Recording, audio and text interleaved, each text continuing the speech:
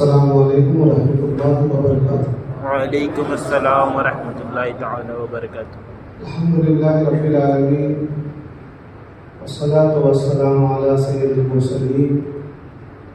قال اللہ تعالی فی القرآن المجید ان اللہ وملائکتہ یصلون علی النبی یا ایھا الذین آمنوا صلوا علیہ وسلموا تسلیما اللهم صل علی محمد وعلی آلہ واصحابہ واولادہ وازواجہ وذریاتہ واہل بیتہ واصحابہ وانصارہ واشیاعہ ومحبہ وامتہ وعلینا معهم اجمعین یا ارحم الراحمین۔ قال اللہ تعالی فی القرآن المجید یا ایھا الذین آمنوا قوا انفسکم واہلکم نارا۔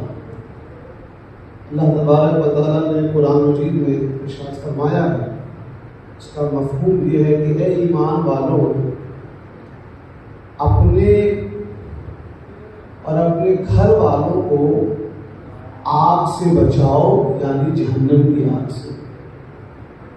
یہ ایمان والوں کو حکم ہوا ہے، یعنی یہ ہم سب پر فرض ہے کہ پہلے ہم اپنے آپ کو بچائیں جہنم کی آگ میں جانے سے، ایمان والوں کو، اور پھر اپنے گھر والوں کو بھی بچائیں۔ اس لیے بخاری شریف کی حدیث میں اللہ کے رسول صلی اللہ علیہ وآلہ وسلم نے فرمایا، تم میں سے ہر ایک کو نگہبان، نگراں بنایا گیا ہے۔ Each one of you has been made a shepherd۔ یعنی یہ ہم کو اب جاننا پڑے گا کہ وہ کون سی چیزیں اور راستے ہیں جن پہ اگر ہم چلے جائیں واستغفر اللہ معاذ اللہ ہم جہنم کی آگ کی طرف چلے جائیں گے، تو ہم کو اس سے بچنا ہوگا۔ اللہ کے رسول صلی اللہ علیہ وآلہ وسلم نے قیامت تک جو کچھ ہوگا اس کا ذکر فرمایا ہے۔ بخاری شریف کے الفاظ ہیں، حتیٰ کہ ما ترک شیء، ایک چیز کا حضور نے علم چھوڑا نہیں جو کائنات کے وجود سے لے کر قیامت کے دن تک ہونے والی ہے۔ راوی بیان کرتے ہیں کہ ہم میں سے جس کا حافظہ اچھا تھا اس کو وہ چیزیں یاد ہیں اور ہم بہت سی چیزیں بھول گئے۔ اگر آپ اس حدیث شریف کو ذہن میں رکھیں گے اور آج ہماری جو روز مرہ کی زندگی میں پریشانیاں ہیں، چاہے وہ فیملی لیول پر ہو، سماجی لیول پر ہو، یا اگر پوری امت مسلمہ کو دیکھیں تو آپ کو دیکھیں گے کہ حدیث شریف کے مطالعے سے جو وجوہات بتائی گئی ہیں وہ سب ہم میں پائی جا رہی ہیں۔ اللہ کے رسول صلی اللہ علیہ وآلہ وسلم نے فرمایا، قیامت کی کچھ نشانیاں فرمائیں۔ امام بہقی نے اس کو نقل فرمایا۔ پہلا فرمایا، گالی گلوچ عام ہو جائے گی۔ آج ہم دیکھ لیں، اپنے گھر میں دیکھیں، ہمارے بچے کیسے بات کرتے ہیں۔ آپ تو بولنا جانتے ہی نہیں ہیں، تو تڑاکے پر، اور سوچتے ہیں کہ بھائی ہم یہ چھوٹا ہے تو ہم اس کو عزت کیوں دیں گے۔ ایسی بات نہیں ہے، ہم چھوٹوں کو اس لیے بھی عزت دیتے ہیں کہ ان کو عزت دیں گے تو ان کو تعلیم ملے گی، اور سنت بھی ہے۔ سیدہ فاطمہ الزہرا رضی اللہ عنہا جب تشریف لاتی تو سرکار دو عالم ان کی محبت اور کھڑے ہو جایا کرتے تھے۔ تو ہم اپنے گھر میں محبت، ادب لائیں تاکہ بچے سیکھیں۔ ماں باپ آپس میں لڑائی کریں گے، گالی گلوچ کریں گے اور چاہیں گے ہمارا بچہ صبح اٹھ کر سورہ یاسین پڑھے، کیسے پڑھے گا بھائی؟ تو ہم کو اپنے گھر میں تبدیلی لانی ہے۔ اگر کبھی شوہر اور بیوی میں لڑائی ہو بھی جائے، جو نیچرل ہوتا ہے، تو اس بات کا خیال رکھیں کہ بچوں کو دور کر دیں، بند کمرے میں کریں، کیونکہ ماں باپ کی لڑائی کا بچوں پہ بہت نیگیٹو، منفی اثر ہوتا ہے۔ دوسرا، حضور علیہ السلام نے فرمایا، شراب خوری عام ہو جائے گی۔ یہ بتانے کی ضرورت نہیں ہے، آپ اور ہم جس معاشرے میں رہتے ہیں آج غیر تو غیر استغفر اللہ ہمارے نوجوان بچے اس برائی میں مبتلا ہیں۔ حضور علیہ السلام نے فرما دیا کہ قیامت کی نشانی ہے. تیسرا فرمایا مرد کا سلک کا کپڑے پہننا عام ہو جائے گا. آج چلے جائیے نوجوان بچے یہ ٹائٹ ٹی شرٹ پہن رہے ہیں، پتہ نہیں کس کس طرح کے کپڑے پہن رہے ہیں، بالوں کو رنگا رہے ہیں اور کنڈل پہن رہے ہیں اور سوچ رہے ہیں یہی ہے عام. اس کو روکنا ہے. کیسے روکیں گے؟ آپ چاہیں گے کہ آپ صبح سے شام تک اپنے بزنس میں لگے رہیں، اپنے آفس میں لگے رہیں، اور آپ کا بچہ بائی ڈیفالٹ، ایک لفظ ہوتا ہے نا عادت، آپ کمپیوٹر جانتے ہیں، بائی ڈیفالٹ وہ اچھا ہو جائے. نہیں، ایک پودا ہوتا ہے چھوٹا سا پودا، اس کو بھی اگر آپ چاہتے ہیں کہ وہ پھل لے تو اس میں وقت بتانا پڑتا ہے، پانی، کھاد، دھوپ، روپائی، تب جا کر وہ بڑا ہوتا ہے. پھر جانوروں اور پرندوں سے اس کی حفاظت کرنی پڑتی ہے، پھر جا کر وہ درخت اور بڑا ہو کر پھل دیتا ہے. تو ایک درخت سے جب پھل ہم چاہتے ہیں تو اس کی دیکھ بھال اتنی کرتے ہیں. ہم اپنے بچے کو اگر دیندار بنانا چاہتے ہیں تو ہم کچھ اس سے وقت انویسٹ نہیں کرتے. ابا چلے گئے آفس، اماں چلے گئے ٹی وی اور کچن میں، اور چاہتے ہیں بچہ اپنے آپ اچھا ہو جائے. بچہ اپنے آپ اچھا نہیں ہوتا ہے. اسی لیے اللہ کے رسول صلی اللہ علیہ وآلہ وسلم نے فرمایا اپنی اولادوں کو 3 چیزوں کا علم دو. پہلا قرآن مجید کا، دوسرا فرمایا میرے متعلق یعنی نبی کریم صلی اللہ علیہ وآلہ وسلم کے متعلق، اور تیسرا فرمایا میرے اہل بیت کے متعلق. امام بہقی نے نقل کیا ضعیف سند سے فضائل و مناقب میں قبول ہے. تو کوئی چیز اپنے آپ اچھی نہیں ہو جاتی، محنت کرنی پڑتی ہے. چوتھا، حضور علیہ السلام نے قیامت کی نشانی میں فرمایا لڑکیوں کو دل بستگی کے لیے خریدنا اور بیچنا. آج فلیش ٹریڈ جسم فروشی کتنی عام ہو چکی ہے، بتانے کی ضرورت نہیں ہے. اور جو 5ویں حضور نے نشانی بتائی اسی پہ گفتگو کر دی. فرمایا مرد سے خوش ہوگا تعلق بنا کر، اور عورت سے جسمانی تعلق بنا کر خوش ہوگی. یعنی گے اینڈ لیسبین کلچر عام ہو جائے گا. آج سے 1400 سال پہلے اللہ کے رسول صلی اللہ علیہ وآلہ وسلم نے فرما دیا ہے. ہم کو یہ حضور نے بتایا، اس میں 2 ہے. جو اہل علم ہیں، اہل مرتبے والے ہیں، وہ ان برائیوں کو روکیں، اور عام مسلمان اپنے پریوار کو اس سے بچائیں. ہم لوگ تو عام لوگ ہیں، علماء ہوئے، بڑے جو مشائخ ہوئے، یا اگر کوئی سیاست میں ان کا وقار ہے، ان کے اوپر زیادہ ذمہ داری ہے. میرا پورا 1 گھنٹے کا لیکچر ہے کہ اسلام میں مرتبے اور عہدے والوں کا کیا مرتبہ ہے، لیکچر سن لیجیے گا. لیکن ہر عام مسلمان کا ہے کہ وہ اس جہنم کی آگ میں لے جانے والے یہ جو الگ الگ راستے ہیں ان سے بچائیں. اور اللہ کے رسول صلی اللہ علیہ وسلم نے ہم کو کیوں بتایا یہ؟ سننے کی بات ہے.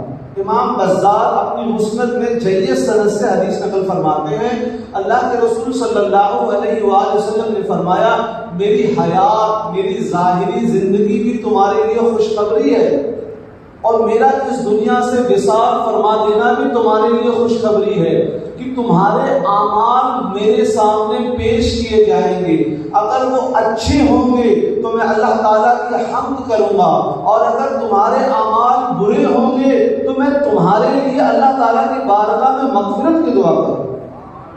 حضور ہم سے کتنی محبت فرماتے ہیں کہ غلطی ہم کرتے ہیں اور اللہ تعالیٰ کی بارگاہ میں ہمارے لیے وہ معافی مانگتے ہیں، ہمارے غلطیوں کو معاف کروانے کی دعا فرماتے ہیں. تو حضور کی یہ خواہش کہ میرے امتی کامیاب رہے، لہذا کامیابی کا پورا راستہ بتا دیا ہے، اور برائی پر جانے والے راستوں کی نشاندہی فرما دی کہ ہم رک سکیں.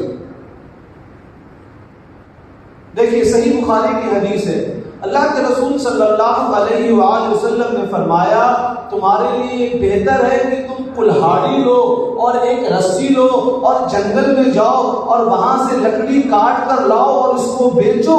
یہ بہتر ہے کہ تم کسی کے آگے بھیک مانگو. آج پوری دنیا اکنامک کو لے کے پریشان ہے.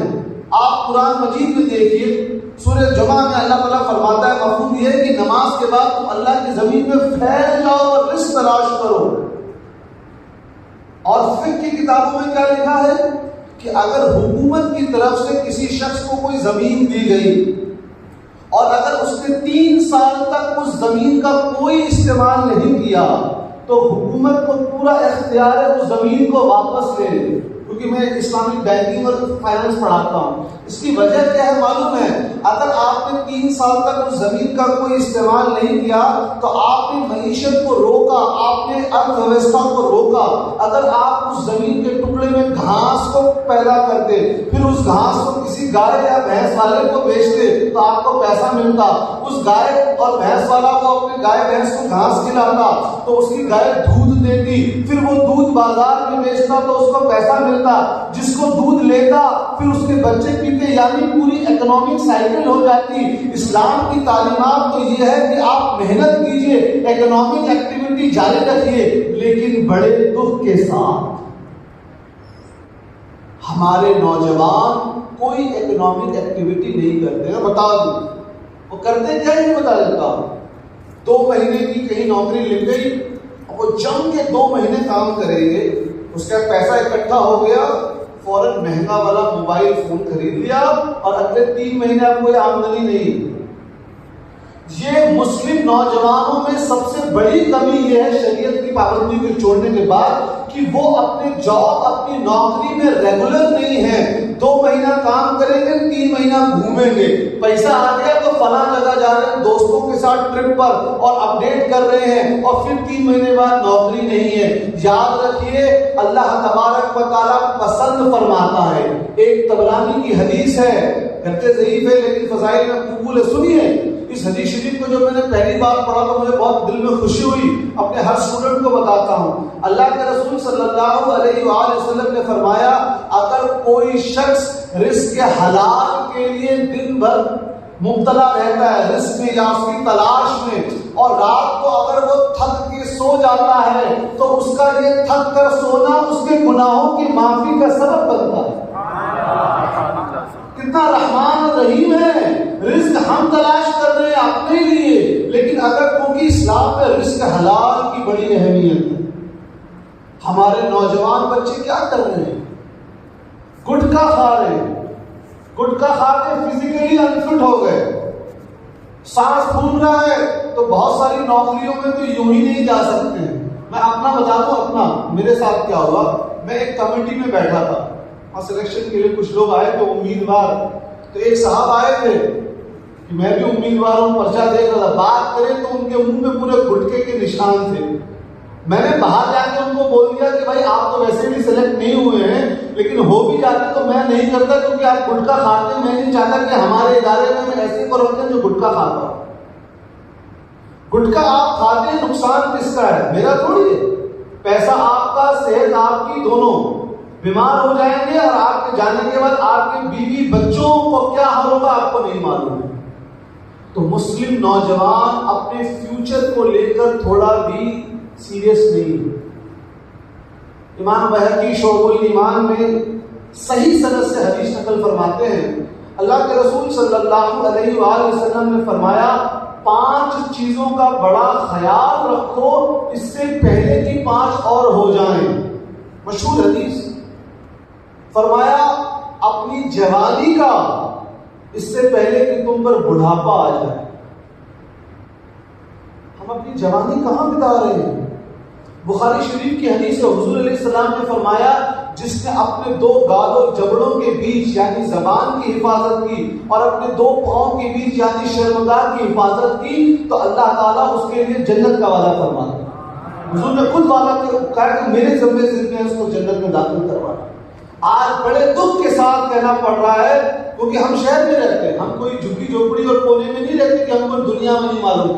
مسلم بچے استغفر اللہ معاذ اللہ حرام تعلقات میں مبتلا ہے. تو قیامت کیوں نہیں آئے؟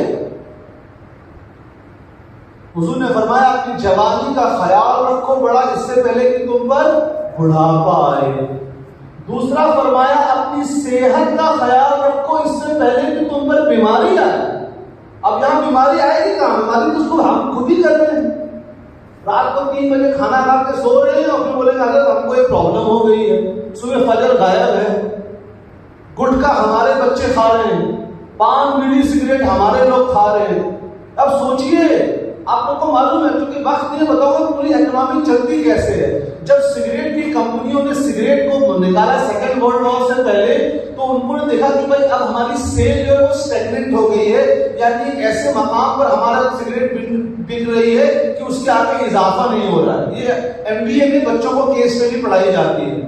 کہا گیا کہ ہم کیا کریں؟ کہا کہ ہم عورتوں کو پکڑیں، وہ جو اپنے آپ کو جدید خیال کی عورت کہتے ہیں، اور ان کے ماڈل کے روپ میں پیش کیا جائے. تو عورتوں کو سگریٹ کے ایڈورٹیزمنٹ پرچار کے ساتھ دکھایا گیا کہ جو ماڈرن اونچے خیال کی عورت ہوتی ہے وہ سگریٹ پیتی ہے. اب عورتوں نے بھی جو ہے وہ سگریٹ پینا شروع کر دیا، ان کی سیل بڑھ گئی. یہ MBA میں پڑھایا جاتا ہے کیس اسٹڈی. ہمارے نوجوان بچے سوچئے، اگر آپ کو کوئی بری عادت لگ گئی ہے، آپ ڈاکٹر سے ہو جائیے. سگریٹ چھوڑنے، گٹکا چھوڑنے، پان بیڑی چھوڑنے، شراب کو چھوڑنے کی دوا ہے، اور دوا سے پہلے آپ پورا پختہ ارادہ کیجئے کہ یہ بری چیز ہے. اللہ تعالیٰ سے مدد مانگیے، اللہ تعالیٰ مدد فرمائے. چوتھا فرمایا اپنی دولت کا بڑا خیال رکھو اس سے پہلے کہ تم پر غربت آئے. آج فضول خرچی، قرآن مجید میں اسراف کو اللہ تعالیٰ نے حرام قرار دیا ہے. آج ہمارے لوگوں میں ایکسٹرا ویگنس، فضول خرچی بہت آ گئی ہے، دکھاوا آ گیا ہے. انسان کا مرتبہ اس کے اخلاق اور کردار اور علم سے نہیں ہے. پرانے زمانے میں کیا تھا؟ پرانے زمانے میں دلی کے سلاطین اپنی بیٹیوں کی شادی کس سے کرتے؟ پڑھائیے، دیکھیے، وہ علماء سے کرتے کہ یہ ان کے ہمارا بچہ ہوگا تو اچھا بنے گا. آج انسان کا مرتبہ اس کے مہنگے موبائل فون سے ناپا جاتا ہے، کون سی گاڑی چلاتا ہے. دس از پیور کیپٹلزم. میں جاننا نہیں چاہتا ہوں، یہ اسی کو کیپٹلزم بولتے ہیں کہ انسان کا اخلاق، مرتبہ، علم، حسب و نسب سب کو چھوڑو، صرف پیسے سے انسان کا مرتبہ ہے. تو آپ لوگ سوچیں گے کہ پیسے سے مرتبہ ہے تو پیسہ حاصل کرنے کے لیے غلط طریقہ اختیار کریں گے اور پوری اکنامی غلط ہو جائے گی. تو آپ یاد رکھیے اللہ تعالیٰ کو سادگی اور عاجزی پسند ہے. آپ فضول خرچی سے بچیے. پھر حضور علیہ السلام نے فرمایا اپنی زندگی کا خیال کرو اس سے پہلے کہ تم پر موت آئے. پچھلے مرتبہ یاد کیجیے، اپنے ذہنوں پہ زور ڈالیے، پچھلی مرتبہ موت کے اوپر تقریر کب سنی؟ یاد کیجیے. میں اپنا تجربہ بتا دیتا ہوں. میں مسجد میں بیٹھا ہوں، جھوٹ نہیں بولتا ہوں میں الحمدللہ. جب دعا میں بولتا اللہ اس دنیا کی محبت ہمارے دلوں سے نکال کے لوگوں کے آمین دھیرے ہو جاتا تھا. اپنا تجربہ بتاتا ہوں. سنن ابو داؤد کی حدیث ہے، اللہ کے رسول صلی اللہ علیہ وآلہ وسلم نے فرمایا اس چیز کو یاد کر لیا کرو جو دنیا کی لذتوں کو ختم کرے، یعنی موت. تو ہم دنیا سے بالکل دور ہیں، دنیا سے، اسلامی دنیا سے، اور اس مادہ والی دنیا میں ہم آ چکے ہیں. اور ہم دلیل کیا دیتے ہیں؟ جیسے سید صاحب بتا رہے تھے کہ ہم انسان کے بنائے ہوئے قانون کو بالا مان رہے ہیں. میں بتا دوں، اگر کوئی اچھے سے اسلامی فقہ کا مطالعہ کرے گا نا، اچھے سے، وہ دنیا کے جتنے یہ قانون بنانے والے 15 منٹ میں ان کو ہرا سکتا ہے. بس مطالعہ اچھا ہونا چاہیے. میں ایک مثال دوں گا. آج سے صرف 3 سال پہلے ہندوستان میں شادی کے باہر اگر کوئی مرد اور عورت تعلق بناتا ہے، it was a crime, adultery was a punishable offence. ٹھیک ہے. 3 سال بعد بولا نہیں جی یہ قانون تو بہت ہی معاذ اللہ پرانا ہے. آج ہندوستان میں قانون ہے کہ شادی شدہ عورت کسی دوسرے مرد کے ساتھ تعلق بنا دے، it is not a crime. کیا آج قانون ہے ہندوستان، سپریم کورٹ نے بنایا ہے. بھائی ہم روک سکتے ہیں؟ نہیں روک سکتے. باہر جائیے شراب کی دکان بک رہی ہے، ہم روک سکتے ہیں؟ نہیں. لیکن کم سے کم اپنے لوگوں کو تو ہم بتا سکتے ہیں کہ یہ برا ہے، یہ اچھا ہے. یاد رکھیے جھوٹ بولنا بڑا گناہ حرام ہے، لیکن جس دن آپ نے جھوٹ کو جائز سمجھ لیا وہ کفر ہو گیا. تو یہ جو تمام دنیا میں بری چیزیں چل رہی ہیں، ہومو سیکشولیٹی، لیسبین، یہ سب کے سب حرام چیزیں ہیں. لیکن اگر آپ نے ایک لمحے کے لیے بھی معاذ اللہ یہ سمجھ لیا کہ یہ حلال ہے تو آپ نے کفر کیا. تو یہ جو تمام لیکچرز وغیرہ ہوتے ہیں آپ کو بتانے کے لیے ہے کہ شراب کو بکنا ہم روک نہیں سکتے ہیں، یہ قانون بن گیا، ہم اس کو روک نہیں سکتے ہیں، لیکن ہم اپنے بچوں کو بتائیں گے کہ یہ شرعی اعتبار سے ناجائز اور حرام ہے تاکہ وہ کفر میں مبتلا نہ ہو جائے. آپ دینی محفلوں میں اپنے بچوں کو لے کے بھی نہیں لاتے. بھائی یہ محفل کس لیے ہوتی ہے؟ یہ محفل ہوتی ہے ثواب کمانے کے لیے اور علم بڑھانے کے لیے. تو یہ ضرورت ہے کہ ہم اسلام کو سیکھیں، اسلام کو جانیں. حضور کی حدیث ہے من اصبح لا يهتم من المسلمین فلیس منهم.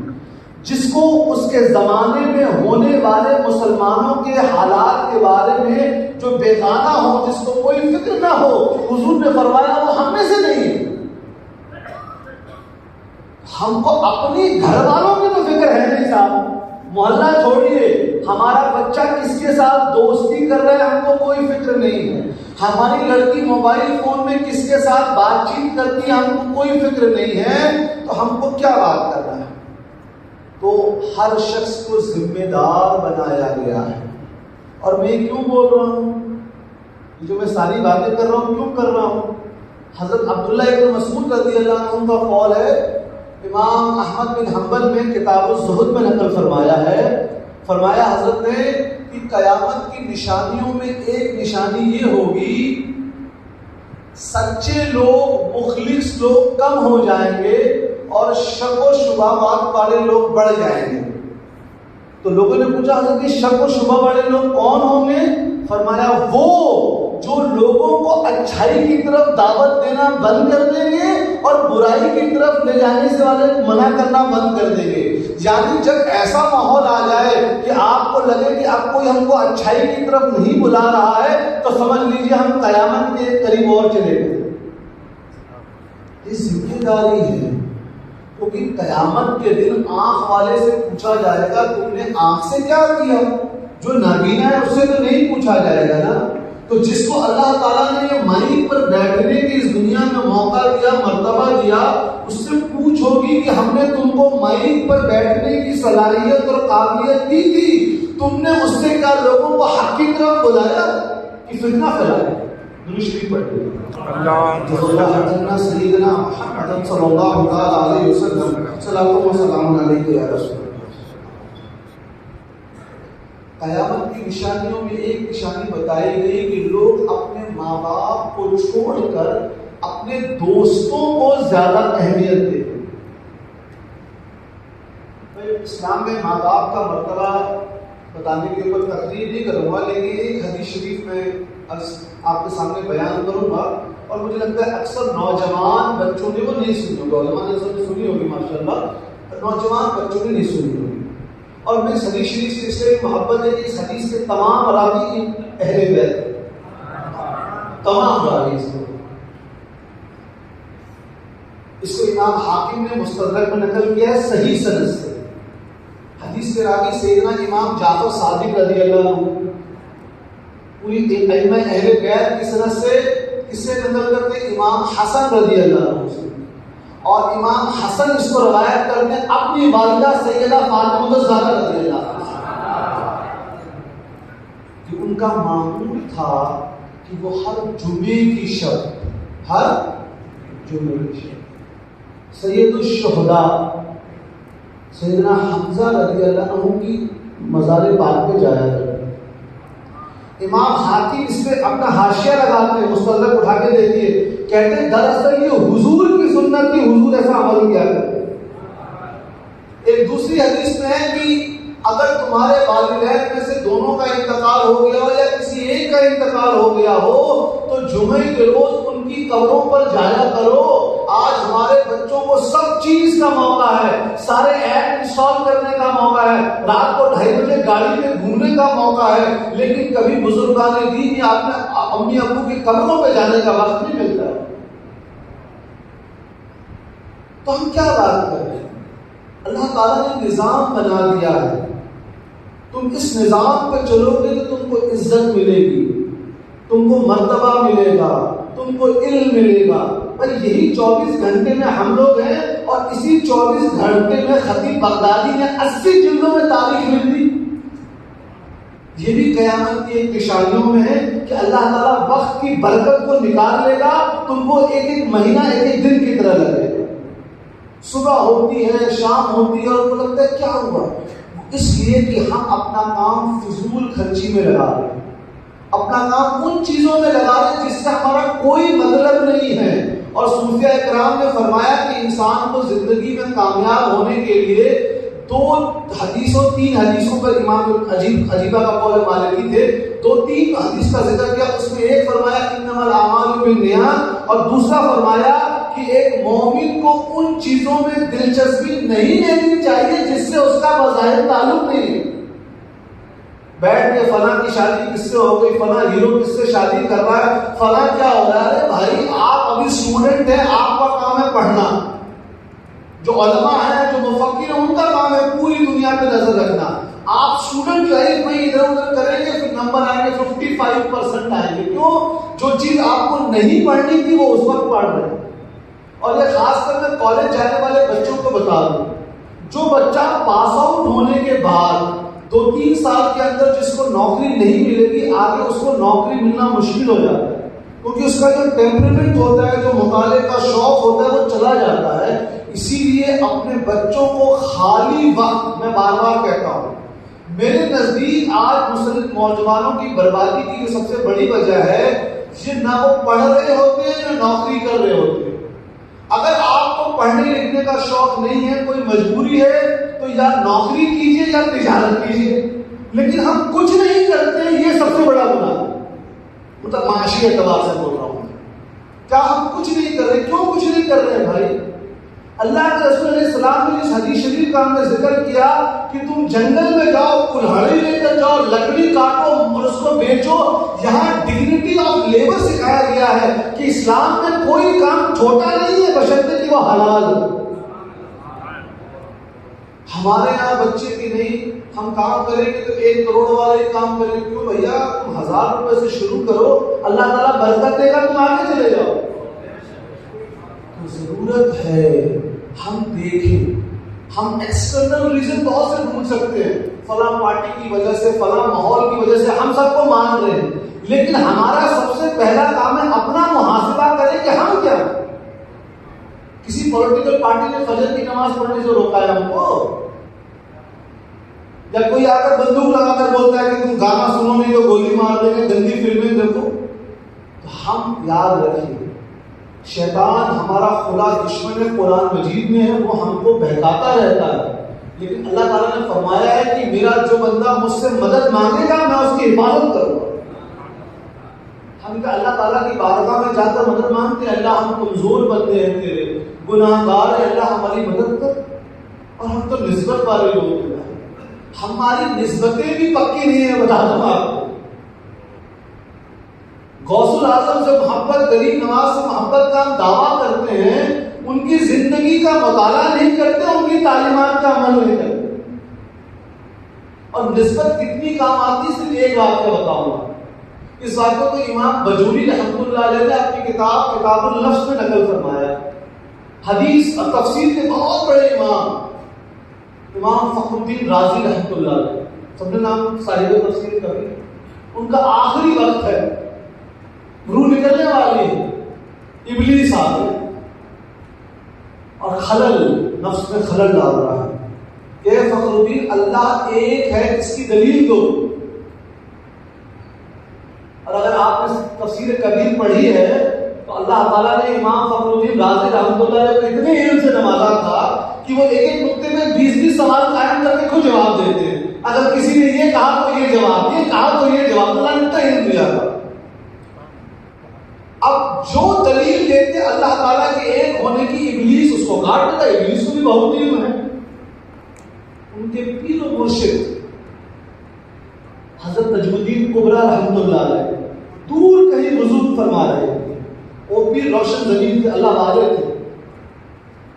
ان کو پتہ لگ گیا کہ میرا مرید جو ہے وہ مصیبت میں ہے، کھڑے ہوئے اور پانی بھی جھٹکا اور فرمایا ہے فخر الدین کہتے میں اللہ کو بنا دلیل نہیں جانتا۔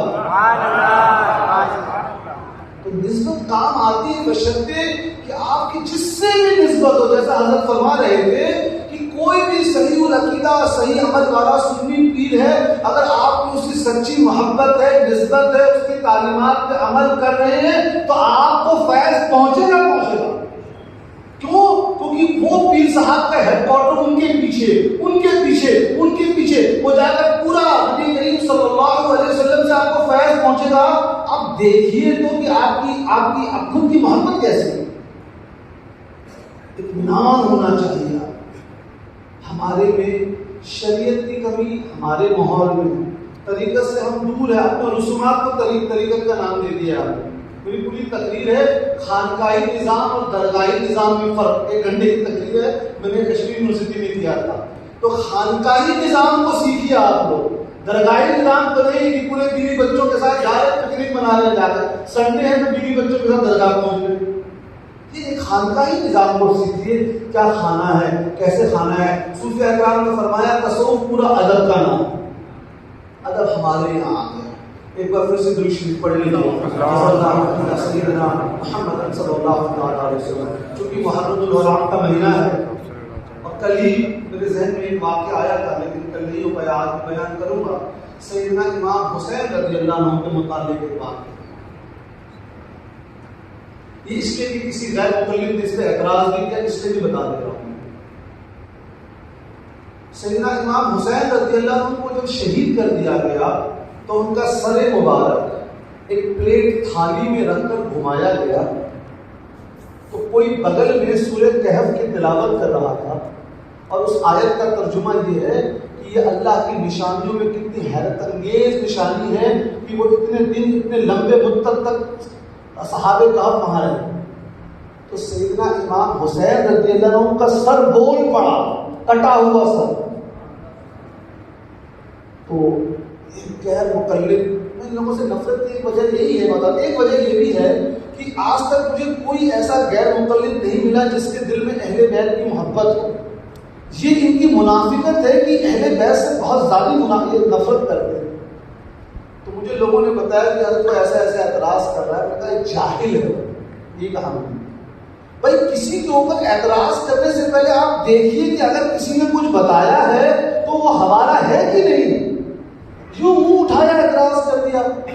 بھائی پورے 1400 سال میں جو سب سے بڑے نقاد ہوئے حافظ ذہبی، انہوں نے نقل کیا اس کو، اور کیا نقل کر کے پہلے تو امام طبرانی نے نقل کیا ہے۔ امام طبرانی کے اس واقعے کو حافظ ذہبی نقل کرنے کے بعد کیا لکھتے ہیں، ہوش کیے، کہتے ہیں یہ کوئی عجوبی کی اور تعجب کی بات نہیں ہے۔ فلاں معتزلی بادشاہ کے زمانے میں ایک بہت بڑے عالم دین تھے، وہ قرآن شریف کو مخلوق ماننے سے انکار کر رہے تھے، جو معتزلہ کا عقیدہ تھا۔ تو ان کو پھانسی میں لٹکا دیا گیا، ان کو اور سر کو کاٹ دیا، پھانسی میں لٹکا دیا گیا، لیکن رات کو ان کا چہرہ اپنے آپ قبلہ شریف ہو جاتا اور قرآن شریف کی تلاوت کرتا۔ جب یہ واقعہ بتایا تو اب تو خاموش۔ تو آپ بتائیے کہ اگر یہ واقعہ نہیں ہوتا تو کیا سیدنا امام حسین رضی اللہ عنہ کے اس قیامات میں انکار کر دیتے ہیں؟ یہ خبیث ہوتے ہیں۔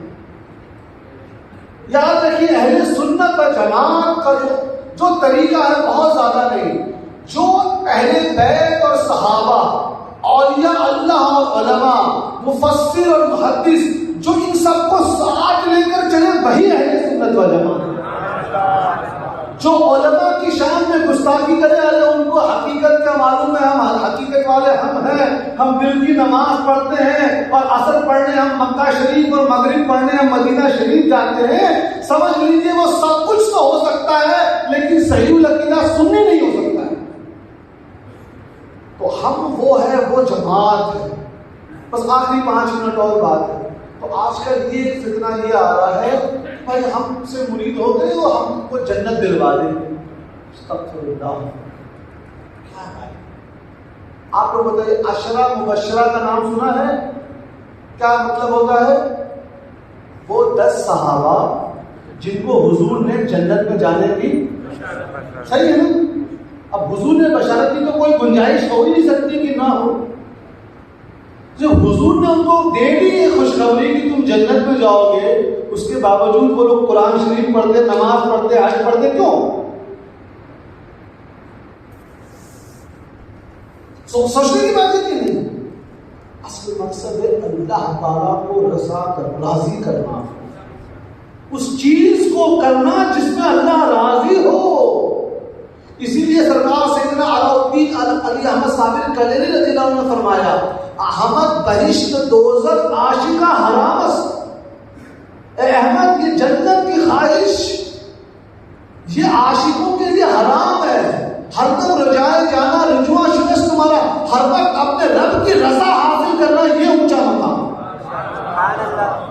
کیونکہ جنت بھی مخلوق ہے، آپ بھی مخلوق ہے، مخلوق ہو کے مخلوق کو چاہ رہے ہیں۔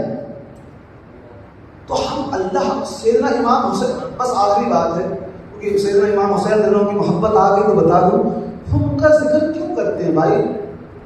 ان کی شہادت کا اتنا ذکر کیوں ہوتا ہے؟ بدر بھی ہوا، احد بھی ہوا، حنین بھی ہوا، لیکن یہ کربلا کا کیا معاملہ ہے کہ اس کا اتنا ذکر ہوتا ہے؟ سوچنے کی بات ہے۔ ایک حدیث شریف بتا کے اپنی تقریر ختم کروں گا۔ امام طبرانی نے حسن سند سے نقل کیا ہے، امام حیثمی نے مجموع الزوائد میں بھی نقل کیا ہے۔ حضور علیہ السلام کے پاس حضرت جبریل امین تشریف لائے اور حضور علیہ السلام سیدنا امام حسین رضی اللہ عنہ کو سونگ رہے تھے، چوم رہے تھے، محبت فرما رہے تھے۔ تو حضرت جبرائیل علیہ السلام نے پوچھا، کیا آپ ان سے محبت کرتے ہیں؟ ہاں، میں ان سے محبت کرتا ہوں۔ تو فرمایا حضرت جبرائیل علیہ السلام نے، لیکن آپ کے امتی ان کو شہید کر دیں گے۔ بالکل صحیح حدیث ہے۔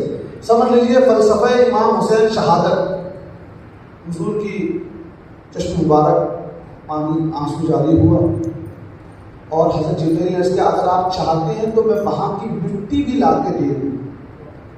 وہاں کی مٹی لا کر دی اور حضور نے وہ مٹی کس کو دی؟